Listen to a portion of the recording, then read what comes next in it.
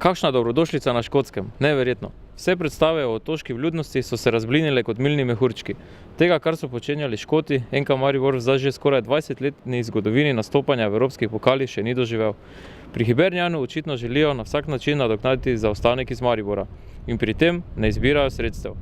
Poskusi destabilizacije so se začeli že z ogrevanjem namesto ohlajevanjem avtobusa.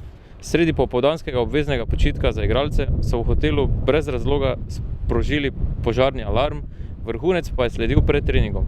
Voznik avtobusa je polurno pot od hotela do stadiona podaljšal na 1:15 minut. Zadnjih 40 minut pa krožil po ulicah okoli stadiona z izgovorom, da ne ve, kam naj zavije. Za konec pa so gostitelji prihranili še neslano, nevarno šalo.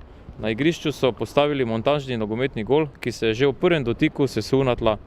Zaradi vseh teh dogodkov smo morali odpovedati novinarsko konferenco pred tekmo. Vse skupaj pa je naše moštvo le še dodatno motiviralo. Za nami je nenavaden, pester dan, mogoče komentar. Ja, moram reči, da to Hibernijancu ne služi na čast, ampak naše sporočilo je jasno, to vse nas motivira in lahko samo iz vijoličnega tabora rečem, da je vse to skupaj nam dalo še en dodaten motiv, da pokažemo našo kvaliteto in našo bojevnost in naše spoštovanje na igrišču do njih. Se pravi, pričakujem 14 vijoličnih bojevnikov na igrišču. Mogoče še stavek 2 o tekmi sami, koliko je lahko drugačna kot tista v Ljudskem vrtu?